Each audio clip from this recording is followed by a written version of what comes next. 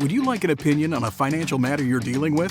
Whether it's about retirement, investments, taxes, or 401ks, Scott Hansen and Pat McClain would like to help you by answering your call. To join Allworth's Money Matters, call now at 833-99-WORTH. That's 833-99-WORTH. Welcome to Allworth's Money Matters. Scott Hansen. And Pat McClain. We are here talking about financial matters, and obviously we can do the program without making some mention of this week. What did Trump call the tariff? It wasn't Freedom Day or some Liberation Day was what it was. Whatever. Liberation Day. And had this whole list of tariffs, which was, incidentally, they planned the press conference post-market. I saw that, yes. So it was after the markets closed on Wednesday, and then, of course, Thursday, markets go through a nosedive. And so we thought we'd spend a little bit of the first part of the program talking about this. And here it's And by the way, people are going to hear what they want to hear. So if we say something positive, they're going to say these guys are all right-wing, MAGA, Trump. If we say something negative, we're anti-MAGA. We're Trump derangement syndrome. Yeah, it's left, right? So I think one of the more, I'm going to call it interesting, because this too shall pass. This isn't even, at this point in time, Scott, you look at this compared to the beginning of COVID, the markets fell 30-some-odd%, and it ended up the year on a positive note. I think. Do you realize even the market crash of 1987, the market was down 29% during that month? That year was a positive year for investors. In other words, had you invested in January of 1987, the market had a major crash that we all heard about. At the end of the year, you made money. Had you just ignored the thing. Yes. This will pass. But I think what is unique about this one, this downturn, it's the political environment, because like just driving in the studio, I don't listen to terrestrial radio much, but I was just flipping. I didn't like what I was listening to. I was flipping, turned something on, and it was a conservative commentator and talking about, this is exactly what's needed, and it's like drinking cough syrup. It doesn't taste good at first, but it's good for you or whatever. That was his take on it. And so there are some people that believe these tariffs are a good idea. They're a minority of people, by the way. But there's some that think this is a great idea. This is going to be a short-term blip. There's going to be a restructure, reorder. Companies are going to turn out better than ever. 5 years from now, things are going to be better than ever. And not at all worried. This is just kind of what needs to happen. This will be good in the long term. I'm excited about all this, right? So those people that have that conviction. Then there are those other ones that can't stand Trump and everything he stands for, maybe agree on one or two of his policies, but by and large, don't like anything about him. Okay. And think that these tariffs are a terrible idea. And so I think for those investors, it's even more difficult because it's hard to stay invested because you're emotionally invested. Well, not even, I'd say more than emotionally. You've got certain beliefs. It's visceral. Is that? Yeah. So, I mean, it's hard to stay invested, right? And it's hard. Look, if I'm far right, maybe I want to change my portfolio and go further in. Maybe I want to move my equity positions up significantly because I believe in Donald Trump. Well, I mean, you look at this is hypothetical, by the way. I mean, you look at like the small cap index, Russell 2000. It's bear market territory. Their stocks are 20% off. So someone might say it's a great buy. Someone might say it's a great buying opportunity. This is all going to pan out so nicely, and they're excited about this. If you're on the even middle, or maybe you voted for Trump holding your nose, or you can't stand Trump, you don't understand how anyone in the country could vote for this man, or worse, you're looking at this thinking, this is a complete change. He's going to destroy the country. He's going to become a dictator. He's going to run for a third term. And with that man, you don't know when he talks, is he serious or is he just trying to cause a So the point is, it's hard not to react to this if you're right or left. And let's assume for a minute, that Trump is crazy. And let's assume that he starts taking us down a path that is totally destructive. If you looked what happened Wednesday, there are 4 Republican senators crossed the aisle, voted with the Democrats to try to strip away that emergency power for him to do these do these tariffs, right? They say it's not going to go anywhere. First of all, they needed veto-proof. But if it got that bad, the Senate and the House could pass legislation to neuter all this. Yes. We have no idea where this is going. Nobody does. Right? And you could flip around the channel. You could turn on Fox Business, CNBC. You can watch all day, all different commentators.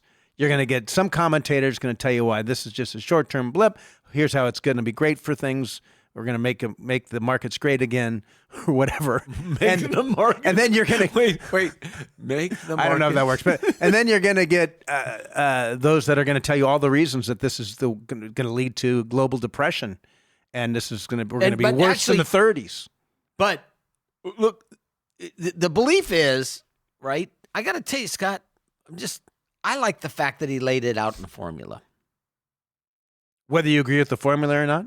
Well, I question the formula, number one. How about some of those islands that even there's no people on them? Correct. I question the formula, number one. But the mere fact he laid it out in a formula means that if the opposing side wants the tariff to drop, then what do? They lower their tariffs. Like the China. Scott, if you looked at the formula they put on China, now if you're in China and you're worried about your people, do you increase your quotas in the U.S. or do you lower them? Your quotas or your tariffs? Oh, I'm sorry, your tariffs. Well, you would lower the tariffs. That's why we have no idea whether this is because the opposing side, right? We don't know how the opposing side is going to react to this. We don't know if this is a good thing or a bad thing. That's my point. It wouldn't surprise me if China came back and said, you know what? You're right. We've been charging too much. We're going to lower our tariffs on U.S. goods. Well, this stings everybody, right? So this isn't just, this could be bad for the U.S. and good for everybody else. But correct. But my point being is, so let's say, right, this market falls off, and let's say it falls off for another 2 weeks. Or 3 weeks. Or 4 weeks, and or a month. And it goes into a bear market. By the way, historically, the U.S. stock market experiences a 20% correction, defined as a bear market, I mean a 20% decline, the broad basket of stocks, about every 4 years, historically. So about every 4 years, and we haven't had that since COVID time. So it wouldn't be surprising. It's in the course of investing. But my point being is, let's say China's reaction to this is, we need to keep our people working. And look, so we'll lower our tariffs by half, and then because it's a formula that they showed, they gave them a way out. You lower yours, we'll lower ours, right? And if you're in the Chinese government, you say, we need to keep our people working. We're going to lower the tariffs on U.S. goods. Whether the Trump administration sticks to that formula in the negotiations, anyone's question. But it wouldn't surprise me if half the countries that we actually impose these tariffs on responded in 6 to 8 weeks and said, you know what? We're going to lower our tariffs. How does the market respond then? If it responded so negatively for the tariffs, how would it respond? Who knows? But you would think that it would go up, but it doesn't necessarily mean that's going to happen, my point, right? That's my point. Which is, there's two. No one knows. So one of three things. One, and maybe all three. One is these countries are going to react in some fashion. They don't want to see their economy implode either, right? So to your point, Clearly, some are going to come to the negotiation table and say, all right, what do we need to do? How do we fix this? How do we get these tariffs lowered? Right. So, secondly, like if you are the CEO of a company or on the board of directors of a company, and these tariffs are having a major impact or could have a major impact on your business, what are you doing? You're thinking, all right, as a business, where do we need to pivot? How do we pivot to survive this? What do we need to do? And we've already seen companies say, we're going to invest, we're going to build factories in the United States. We're going to start building more in the United States. We've heard the companies say that, not the administration. The companies, like this is my point being is, it wasn't someone in the administration saying we're going to invest money, because then it's always questionable. The companies themselves said we're going to invest money in the U.S. Correct. We're going to build factories in the U.S. in part to avoid these tariffs. And I think that's really what this administration's betting on. And then the third thing is that these tariffs get reduced or eliminated. And this is all just a negotiation tactic. And it's probably going to be we'll see all three of these levers. Or they stick where they are and the consumer changes its behavior. The consumer changes their behavior. And that's the case. There's going to be some winners and some losers. The used car salespeople, winners. New car salespeople, losers. If nothing changes. If nothing changes. Well, there's some certain things that... Yeah. People don't stay static in price increases. That's just not... So as an investor, Pat, as an investor, first of all, if you've listened to this program any length of time, or listen to most other competent financial advisors, they'll talk about you don't own stocks for short term.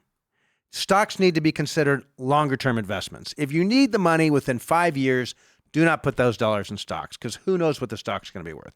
So let's assume for a moment that all of our listeners, that we and all investors have, our stocks are designed, they're set up in portfolios that are longer term. It's tempting to say, I want to get out because this is too uncertain. I don't like it. I'm going to wait until things settle. Then I'm going to get back in. The hard part, first of all, historically, no one's been able to do that consistently and outperform the market of just being fully invested. That's correct. And you need to be right, not just when you get out, but when you get back in. And think back to COVID. Do you remember this? This COVID. How fast did it fall? 30 some odd percent. I think it was as high as 37 in weeks. And then the year finished up. And the year finished up.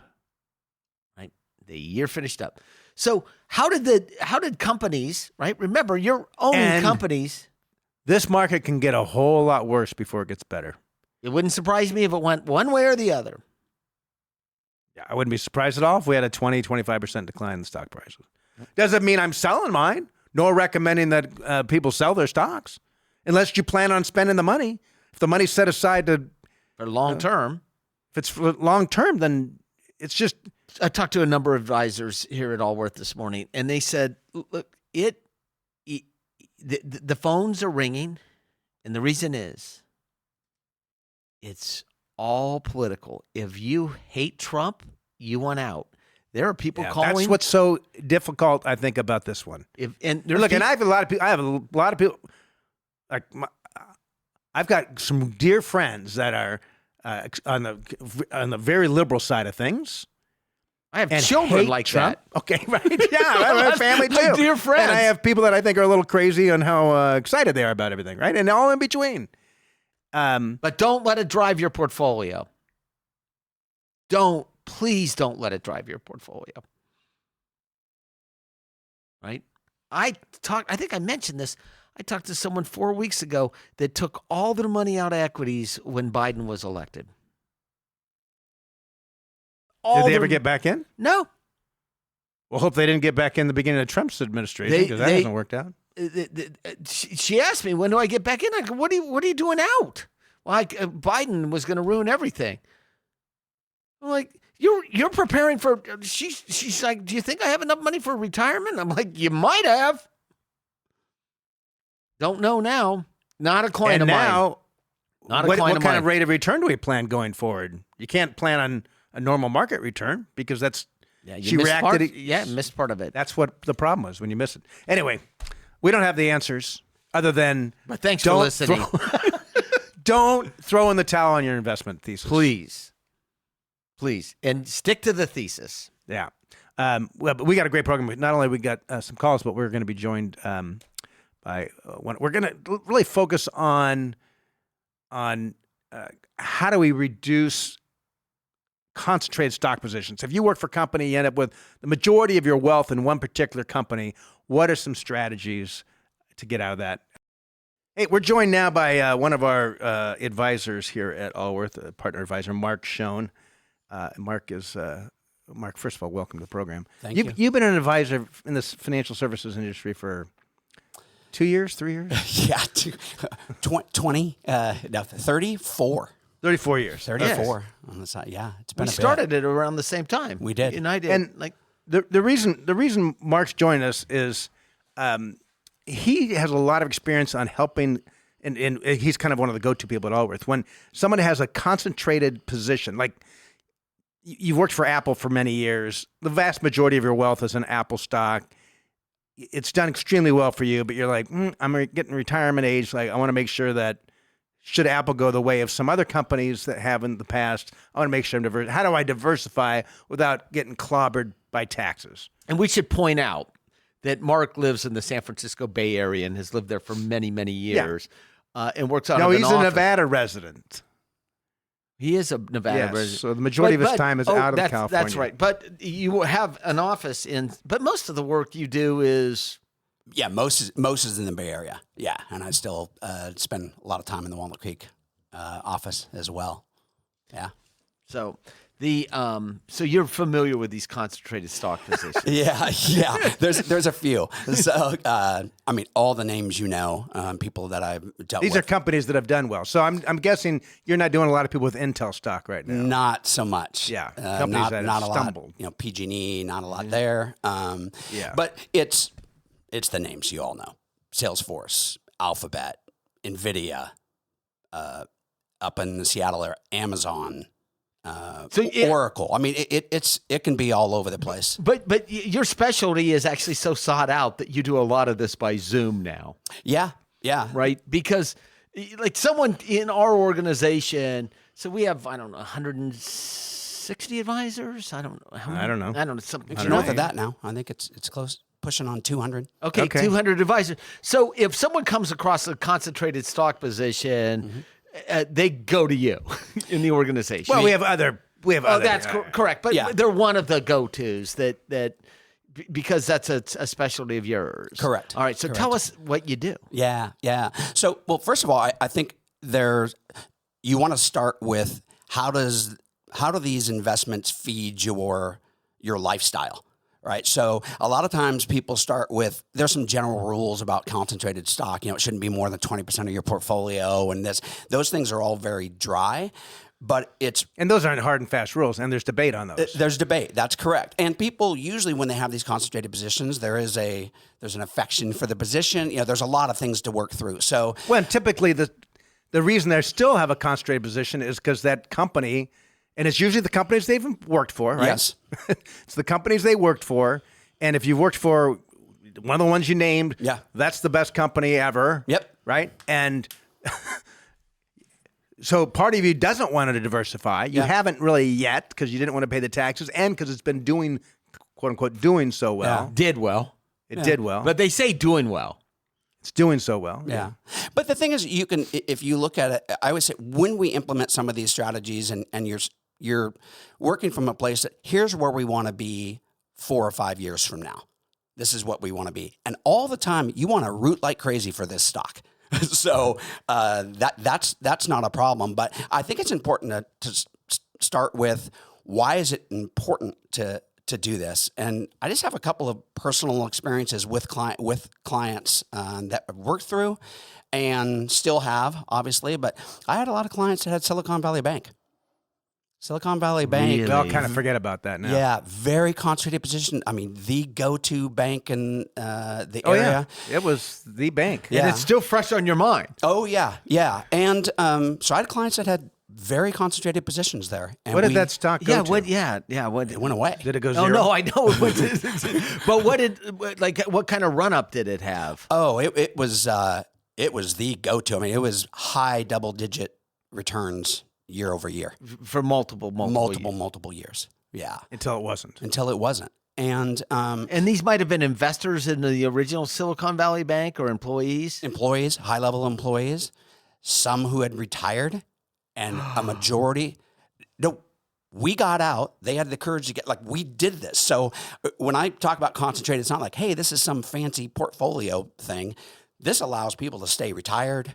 So right. you had clients that you helped diversify away from that as they moved into retirement. That's correct. And it saved their bacon. That is correct. When the company blew up. That's correct. I imagine those clients are very fond of you. Yeah, and they took courage on their part too, because it pays some does. tax and do this. I mean, it took courage. So let's, we worked together. It was great. I'm And, glad I had conviction, but they had conviction to be able to. And take the hard action. part, the companies you just named, excluding Silicon Valley Bank, Yeah. had someone 5 years ago said, I'm going to diversify away from these, they might, then the hard part is if the company stock keeps going up, you're like, well, what'd I do that for? It's very So it's difficult. hard. And that's why I always start saying, we're still going to root like crazy for this stock, right? So that's Because they still have a position in Oh it. yeah, you can't get rid of it all typically. And nor do most people want to. Right. But I'll even a different story that I look at. So I wasn't in the investment business when I was in third grade, but I had a basketball coach from third grade to sixth grade when growing up. Great man. He's still alive. He worked for IBM. And he'd always come to basketball practice in that blue pinstripe suit. Yeah, I mean, everybody had it. IBM was the place. This is in the 70s. And their red ties. Yeah, they had red ties, but it was the blue pinstripe suit was the thing. So he came all the time. He would show up, and then one day he shows up and he's not wearing it. Found out he's retired from IBM, and a few years later he's taken a part-time job and doing it, whatever. So obviously he had a pretty concentrated position in IBM, and IBM, went from the thing to not. So it happens. But by the way, Mark, you were built to be a financial advisor to recognize that by the sixth. He's in third grade. Right? How can I? No, but the sixth grade. There must be a way. No, but This kid's trying to figure out how to get to Mars. This kid's trying to figure out how to solve cancer. You're like, there's got to be a way to protect these assets. Yeah, that's right. No, it's just those are things that kind of live with you. So that's why I say there's portfolio construction and those things, but this is people's lives. So you have to do the right thing for folks. So a couple of the strategies, there's really strategies for people who no longer work at the company. There's a lot more leeway on what you can do there. And then there's strategies for people who are still working there. Yeah, so give us an example, or maybe a client you worked with that in one of these top companies, looking at retiring, you've got a plan to diversify the stock. Yeah. Tell us some of the strategies there. 70% of their net worth, 80%. Yeah. I mean, in some of these companies, the stock is so robust, it ends up being 70 or 80%. Right?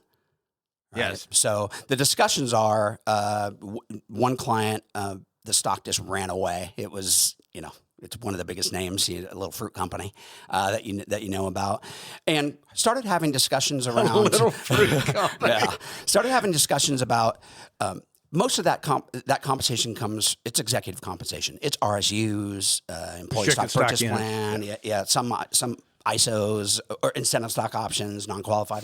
So it's a whole basket of things, and all have a different set of rules around them. That's right. That's correct. Different taxation rules, liquidity rules, all of those things. So when somebody is working at a company like that, most of the time, some of the strategies are taken off the table. Like you can't write options on some of those positions. You're not allowed to. You're not allowed to do it. So the things that you do there are, as those RSUs vest, you sell all of them because there's no additional tax burden. That frees up cash that you invest outside of the company in something like direct indexing, as an example, where you can harvest a ton of capital losses while the market's going up, by the way. All right, so direct indexing, instead of buying an exchange traded fund, you buy the shares individually. if the S&P 500 goes up, 10% in a period, not all 500 companies go up. Some of them go way up. Some of them go down. You can harvest losses as they go down. So you're starting to build those losses. And Mark, in this direct index, would you carve out technology out of the direct index? You can do it. You can do dividend payer. All kinds of indices that you can. So, you but can if do. I had a big concentration in this fruit Yeah. company, Yep. right, in the Apple, I wouldn't. If I did a direct index, I wouldn't want to.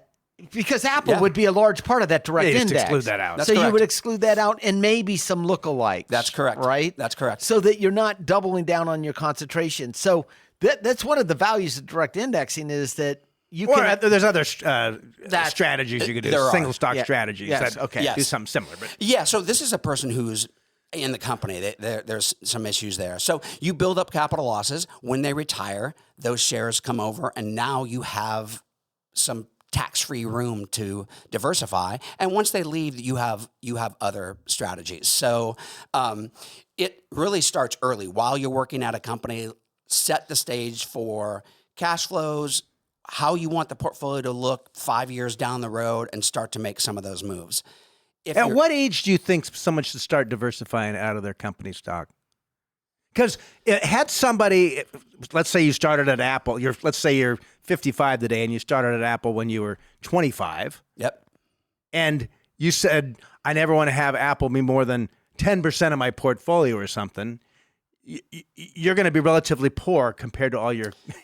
Yeah. The people There's you work with. some envy there. So I think it's as long as you have assets, if you're building assets outside of that concentrated stock in a significant way that can support your lifestyle. So my conversations, some particularly, And when- almost I guess almost the like it doesn't exist, right? When Yes. you're young, if things don't work out, you've got time to yeah, retool your career, whatever you need to do. yes, When you're 65, you don't... you want a little more certainty.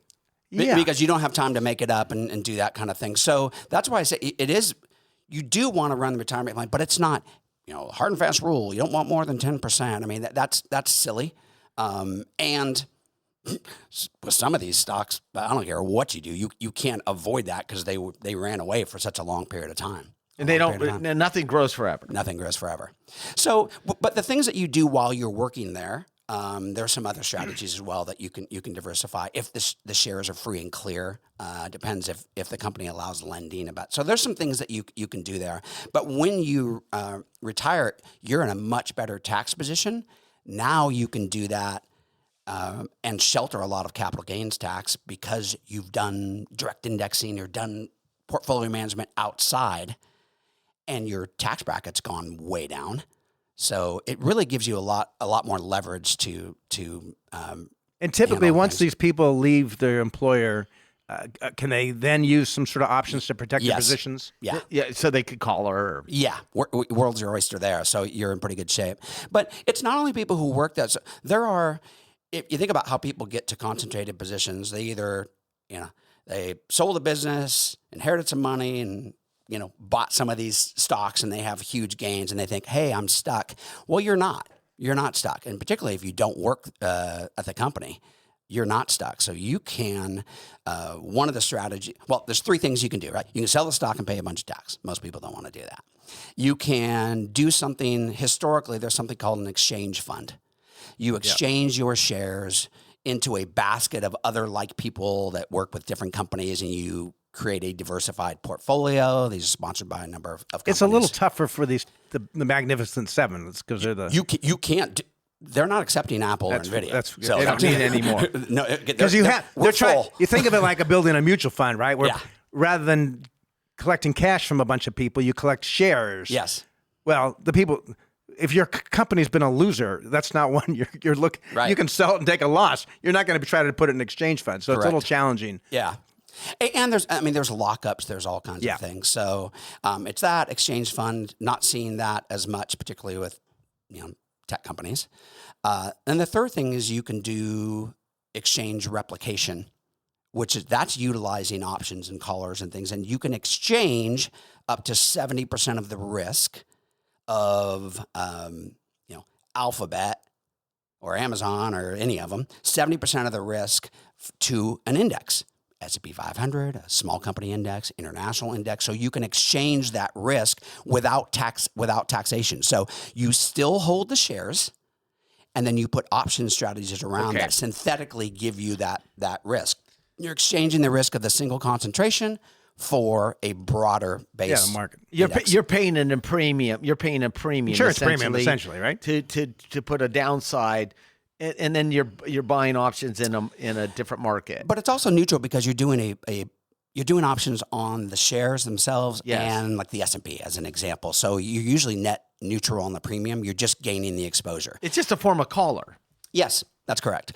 But and we should explain. Can you explain to the listeners what a collar is? Yeah, a collar essentially is you're putting in very layman's terms, you're putting a cap on the upside participation of a stock and a cap on the downside participation. So you're receiving a premium from someone because you've exchanged some upside, and then you're paying a premium to someone else, and those neutralize each other. That's correct. That's what a collar is. But then there's other strategies around, if you're doing, some people are like covered calls, right? So you can use the premium of selling those covered calls to pay your tax bill, to get out of the stock over 2 or 3 years.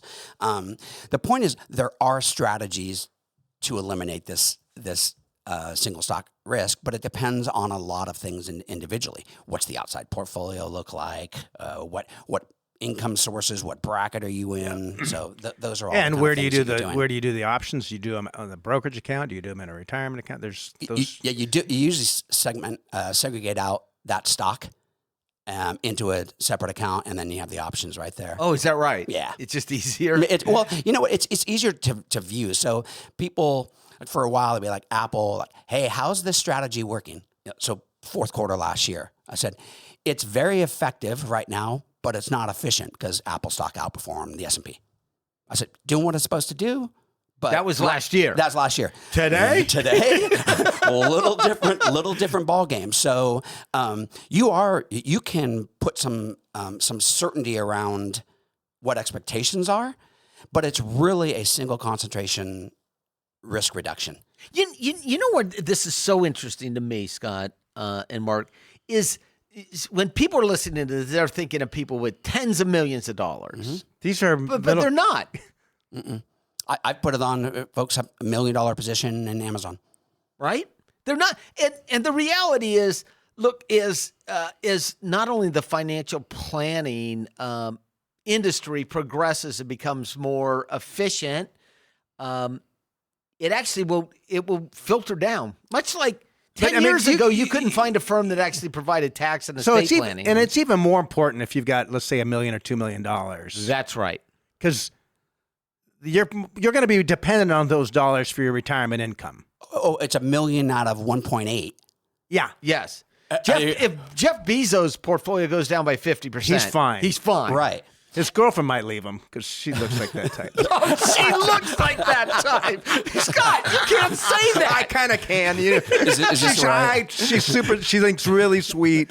I'm sure she's a really nice woman. Scott, you cannot say that. Okay, pretend I didn't say it. But this goes to say, listen, if you have, I was kidding. I was going to read a disclaimer, but I don't have it in front of me. But I was kidding. She's a wonderful lady. If you're relying on that money to provide cash flow in retirement, it's way more important. So that's why I say there's no hard and fast rule. If you got $5 million in Apple and you got $5 million outside of Apple, and you spend X or whatever, and the $5 million will cover. All right, not as much of a problem. You should probably do something, and we do. Because no company lasts forever. Yeah, it doesn't. But let's say I own some PG&E stock for 50 years. Mm-hmm.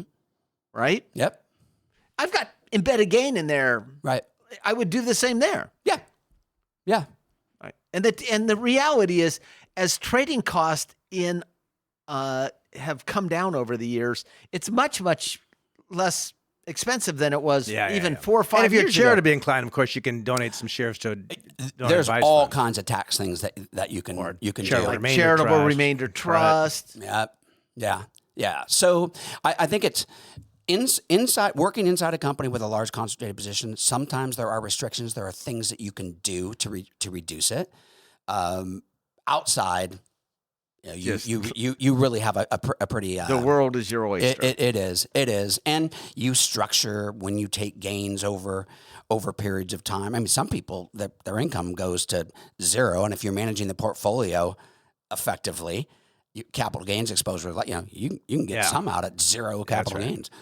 That's so awesome. Which is crazy. That's so awesome for rich people. Yeah. Well, and go on Obamacare at the same time. Oh, isn't that crazy? Yeah.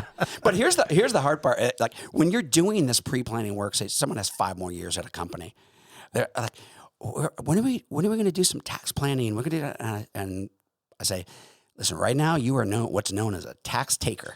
There is not a lot, right? You've got RSUs coming and your income and your bonuses. Like you are a tax taker. Maxing out your 401k, it's about all you can do. Right. There's not a lot you can do then. But what you can do is you can do things outside of those company assets and your private assets to tee yourself up for later so that you can have lower tax rates.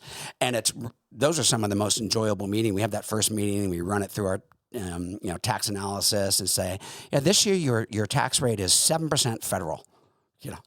They've been at 37 for years. Yes. And you're like, oh. So after they retire. Yeah.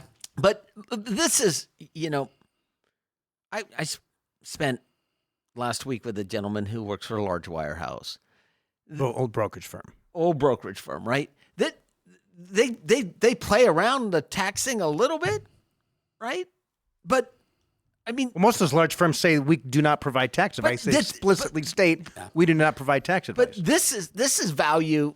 This is value that's because it's. Well, it shows those. That's why those studies come out and say working with an advisor, a good advisor, you can earn. One study says up to 4%. Oh yeah, more. Yeah. And you model out. I model out with client, taxes over 5 years. I take a look forward and say, here's what retirement looks like, and here's why we're doing what we're doing. Yeah. I mean, I'm talking about Roth conversions when they're 5 years away from retirement. They're not going to do it because I want them to see, here's the look forward. Here's why, this is why we're doing this stuff. Yeah. Well, good. Mark, how long have you, so I've known you for 35 years. I think so, yeah. That's 34, 35, somewhere. Yeah, someone in there. How long ago did your firm integrate with Allworth? Was it 3 or 4 years? It'll be 4 years, May 1st. Time flies.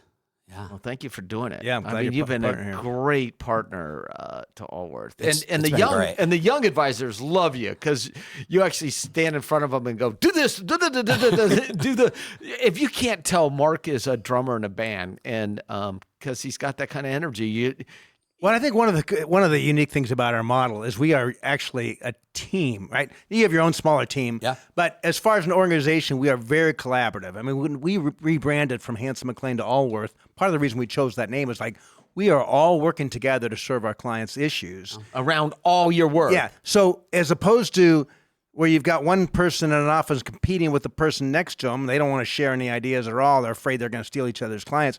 That's not the atmosphere we have here at all. I lean on people in this firm, old, young, everywhere in between, different lots of different expertise. I mean, you can always learn something. So, and our tax team is spectacular. It really is. Yeah. Versus 4 or 5 years ago, it is night and day. Anyway, we're promoting our firm right here. Yeah. So it's coming up on the 4-year anniversary. So you reflect on these things, and for clients, for me personally, for staff in our Walnut Creek office, it's been spectacular. Well, thank you. It was a great decision. I wish it didn't take me 3 years to talk you into joining us. Me too, Matt. Yeah. So, Mark, thank you. Thanks for taking some time. Good to see you. And what's the name of your band you're in? Stage Fright. And if I went to YouTube, could I see it? Yeah, you can see it, but it's spelled fancy band way. It's Frite at the end, so you don't want to just do it. Yeah, STAGEFRITE. I don't want people judging Mark based upon his band clips. I know. Yeah, please don't. They're probably old. We're not. I've never seen it. I'm going to go home and watch Stage Fright, Frite. Yeah, we will video this Saturday. We have a gig Saturday, so okay, we'll video. All right. Thanks, On Mark. that note, Thank you. Thanks, guys. To join the program, 833-99-WORTH is our number, 833-99-WORTH. Or you can send us an email at questions@moneymatters.com. We're in Georgia now talking to Koss. Koss, you're with Allworth's Money Matters. Hey, Goss, how can we help? Yeah, I was calling. I'm a lifelong government employee. I started in law enforcement at 21, and I'm 51 now.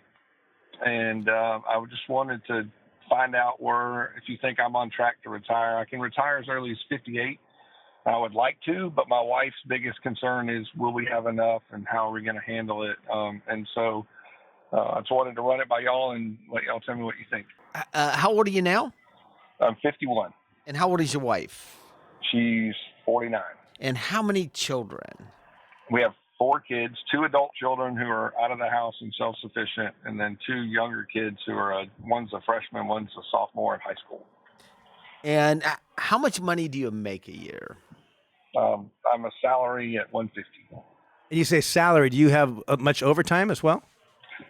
No, I'm an appointed position, so I'm a salary position. Okay. I don't get any overtime. All right. So it's not like you've got working a bunch of overtime and making more money that we need to account for. So. And Right. do you have money in a 401k or 457 or? Yeah, I have a city 457 plan. I've got about 900,000 in that. And how much are you putting in?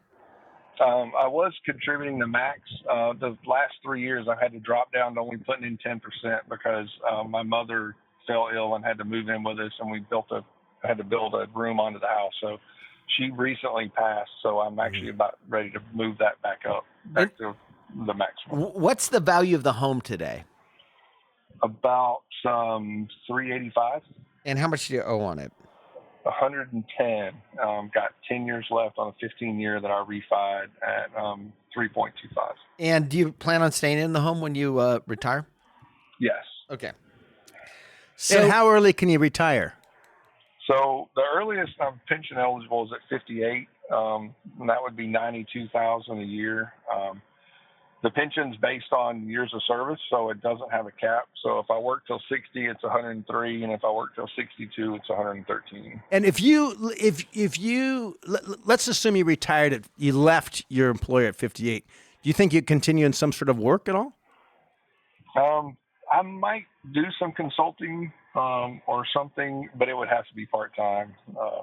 Is that something you think you want to do? My daughter's we have a grandchild now, so that's Wow. really changing your focus. Makes you want to spend more time with the kids and the grandkids. So we'll give you a kind of a rough outline, but you probably should sit down with an advisor. And how much was you said it was in the 457? 900. 900. So, and I didn't know about an advisor. Like, I don't have any assets that can be managed. It's all in the 457. I didn't know which way to go to get an advisor. Well, actually, so there's a couple things, right?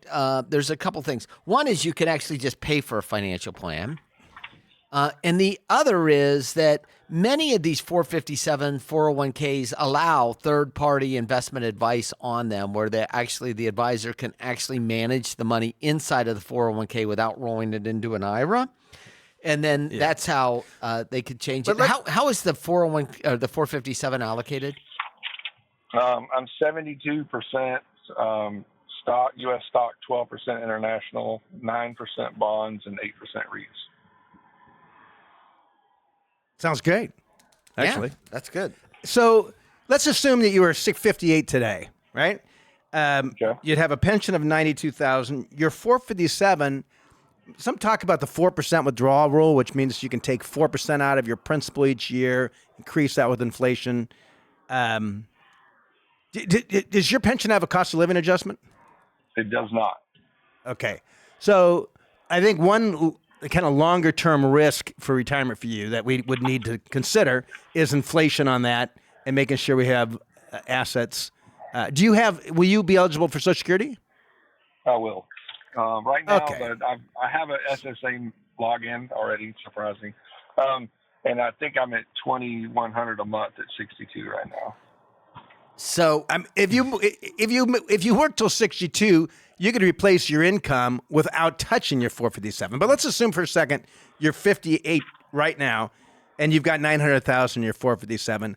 I might say let's call 3% a year, 27,000 a year could come out of it. But you're not 58 today; you're 51. So we've got 7 more years of contributions and earnings There's a good chance it'll double in that 7 years. So like we'll call it 1.8 and then 3% off of that. 56,000, $54,000 54,000 a year. At 58, you got 92,000 pension, another 54,000. And then you might even take a little bit more out until Social Security kicks in, the Social Security bridge. You'd have more. You'd have more at 58 because right now you're contributing to your 457, and you're paying into FICA taxes. Yes. Those are the two expenses And you then won't your have. home mortgage will be close to done. You might actually just want to pay that off at that point in time. You're fine. You're on track for retiring at 58. Now, mostly because of that pension. Whether you choose to retire, of course. Right. Of course. You know, most of if you looked at how much money you would have to set aside to provide that pension, couple $1 million. yeah, a couple $1 million. Right. That's what that's worth.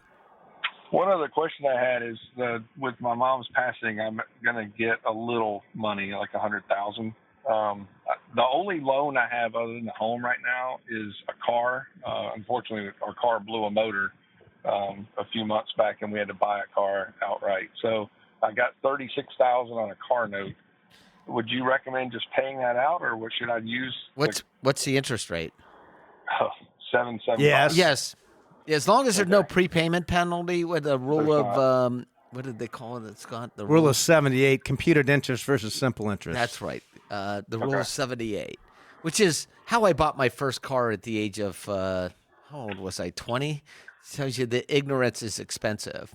I had the same thing. Well, no, I caught it within a few. You might have told me. I don't remember. That was 30-some years ago. 30, I don't know how many years ago. Yeah. Anyway, the ignorance is expensive. So no, you're on track. You're absolutely on track. And you may want to actually, to get more confidence behind this, you may want to actually just go visit an advisor. This isn't complicated. The thing that I would actually make sure is that you actually have a will or trust that's up to date.